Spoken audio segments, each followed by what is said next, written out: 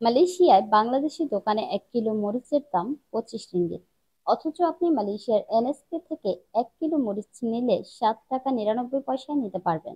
Malaysia NSK তে আপনি একেবারে সস্তা এবং ভালো মানের জিনিসগুলোই পাবেন। বিশেষ করে যারা মালয়েশিয়ায় বাংলাদেশি প্রবাসী ভাইরা রয়েছেন, যে কোনো জায়গায় আপনি এনএসকে খুঁজে দেখবেন। আপনি এনএসকে তে শসা পাচ্ছেন 3 টাকা 50 পয়সাতে, অথচ বাংলার দোকান থেকে পাচ্ছেন 7 টাকা কিংবা 8 টাকায়। টমেটো পাচ্ছেন এনএসকে তে 6 টাকা 50 পয়সা, অথচ বাংলার দোকানে গেলে কারো কাছ থেকে নিচ্ছে 9 টাকা করে কিংবা কারো কাছ থেকে 10 টাকা করে।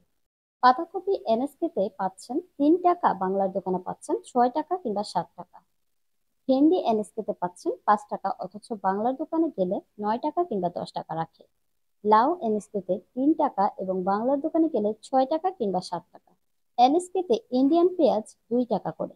আপনারা যারাই মালয়েশিয়াতে সস্তায় বাজার করতে চান, যে কোনো জায়গায় এনএসকে খুঁজে নেবেন, তাহলে সস্তায় বাজার করতে পারবেন এবং ভালো মানের জিনিসগুলোই পেয়ে যাবেন এনএসকেতে।